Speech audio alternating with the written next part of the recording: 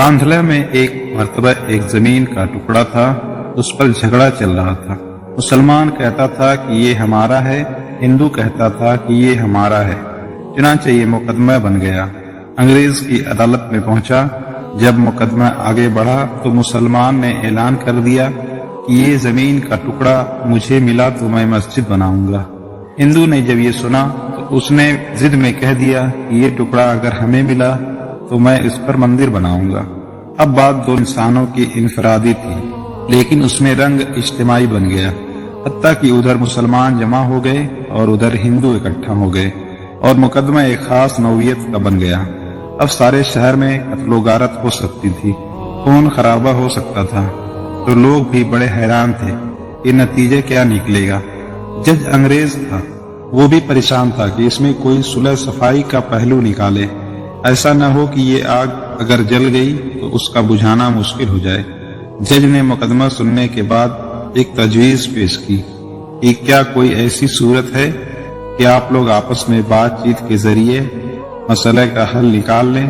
तो हिंदुओं ने एक तजवीज पेश की कि हम आपको एक मुसलमान का नाम तन्हाई में बताएंगे, आप अगली पेशी पर उनको बुला लीजिए और उनसे पूछ लीजिए। अगर वो कहें कि ये मुसलमानों की जमीन है तो उनको दे दीजिए, और अगर वो कहें कि ये मुसलमानों की जमीन नहीं है, हिंदुओं की है, तो हमें दे दीजिए।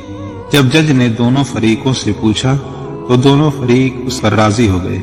मुसलमानों के दिल में ये बात थी कि मुसलमान होगा, जो भी हुआ तो वो मस्जिद बनाने के लिए बात करेगा।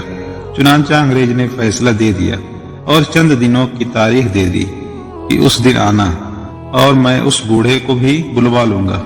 अब जब मुसलमान बाहर निकले तो बड़ी खुशियां मना रहे थे, सब कूद रहे थे, नारे लगा रहे थे। हिंदुओं ने पूछा अपने लोगों से कि तुमने क्या कहा। उन्होंने कहा कि हमने एक मुसलमान आलिम को हाकिम बना लिया है कि वो अगली पेशी पर जो कहेगा उसी पर फैसला होगा।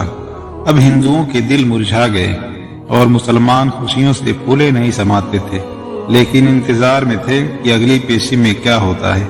चुनांचा हिंदुओं ने मुफ्ती इलाही बख्श खान देहलवी रहमतुल्लाह अलैह का नाम बताया कि जो शाह अब्दुल अजीज रहमतुल्लाह अलैह के शागिर्दों में से थे और अल्लाह ने उनको सच्ची सच्ची जिंदगी अता फरमाई थी।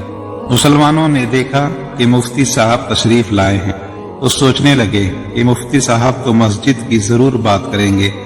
चुनांचे जब अंग्रेज जज ने पूछा कि बताइए मुफ्ती साहब ये जमीन का टुकड़ा किसकी मिल्कियत है, उनको चूंकि हकीकत हाल का पता था, उन्होंने जवाब दिया कि ये जमीन का टुकड़ा तो हिंदुओं का है। अब जब उन्होंने कहा कि ये हिंदू का है, अंग्रेज जज ने अगली बात पूछी कि क्या अब हिंदू लोग इसके ऊपर मंदिर तामीर कर सकते हैं। मुफ्ती साहब ने फरमाया जब मिल्कियत उनकी है तो जो चाहे करें, चाहे घर बनाए या मंदिर बनाए, ये उनका इख्तियार है। चुनांचे फैसला दे दिया गया कि ये जमीन हिंदू की है। मगर अंग्रेज जज ने फैसले में एक अजीब बात लिखी। फैसला करने के बाद लिखा कि आज इस मुकदमे में मुसलमान हार गए मगर इस्लाम जीत गया।